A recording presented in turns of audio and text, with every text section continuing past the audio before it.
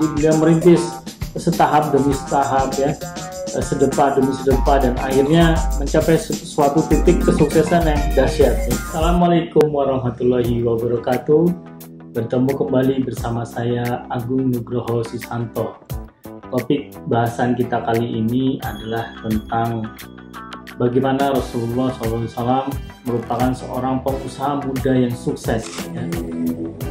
Di mana Rasulullah muda di usia 25 tahun menikahi Khadijah binti Khuwailid radhiyallahu anha dengan mahar 20 unta terbaik. Anggap saja kalau harga unta terbaik itu satu ekornya 50 juta rupiah, berarti sekitar 1 miliar rupiah mahar yang disiapkan beliau untuk menikahi Bunda Khadijah. Nah, ini merupakan sesuatu yang dahsyat ya, yang sangat fenomenal, mengingat kita tahu bahwa kondisi geografi kota Mekah saat itu adalah sangat gersang ya, dan bahkan dua imperium besar yaitu Imperium Romawi dan Persia tidak melirik sama sekali Jazirah Arab ya. Jadi salah satu negeri yang tidak dikuasai oleh kedua negeri adidaya. Nah, itulah yang menyebabkan kenapa luar biasa dengan kondisi geografis yang tidak mendukung, namun Rasulullah muda bisa menghasilkan penghasilan atau pendapatan yang sangat fenomenal di zaman itu ya. Seperti kita tahu bahwa zaman itu komunikasi teknologi belum ada ya. Jadi akhirnya ketika berbisnis benar-benar menggunakan cara yang konvensional ya. Jadi yang ingin kita bahas adalah tentang Rasulullah adalah seorang pengusaha muda sukses yang memiliki mental juara.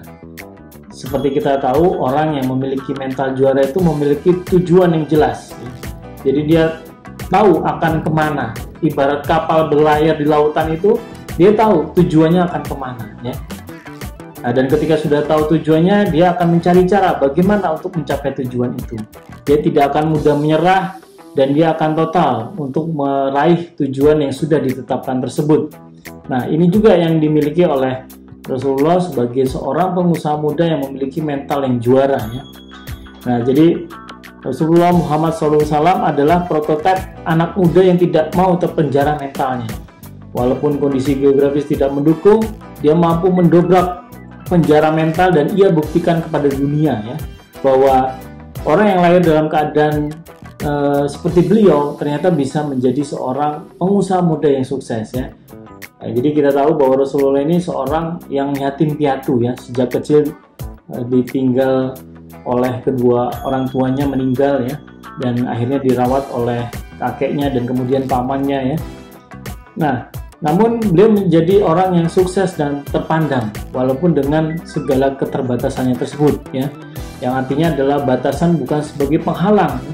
Bagaimanapun kita dilahirkan, kondisi ekonomi kita seperti apa, itu tidak menjamin kelak kita akan menjadi seperti apa ya.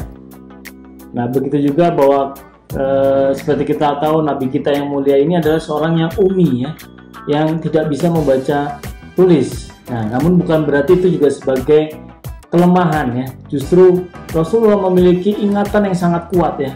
Jadi ketika beliau mengingat sesuatu itu, bahkan nama seseorang, beliau akan selalu mengingatnya. Nah, ini kelebihan lain yang artinya beliau bisa mengoptimalkan kelebihan yang dimiliki sebagai kekuatan ya. Tidak menjadikan kelemahan atau kekurangan itu menjadi penghalang.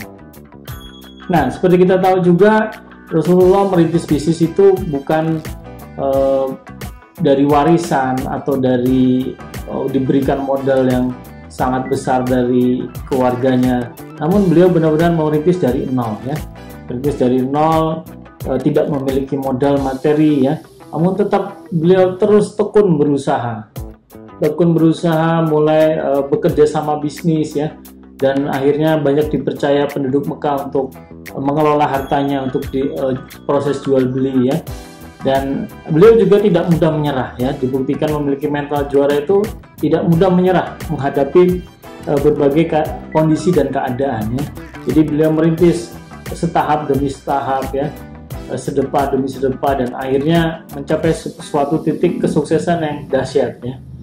Nah, dan beliau juga memiliki keyakinan yang kuat sehingga mampu menjual habis produk-produknya. Jadi apapun yang dijual oleh Rasulullah itu habis terjual ya, karena beliau yakin apa yang dijual akan bisa memberikan solusi atau manfaat bagi lingkungannya gitu ya.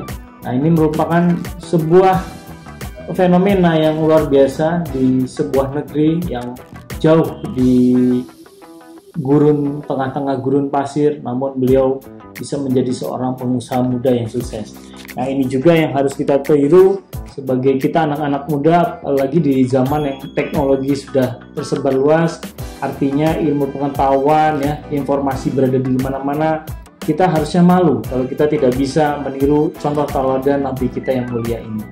Itu saja, semoga bermanfaat. Jangan lupa subscribe dan like channel akun YouTube saya.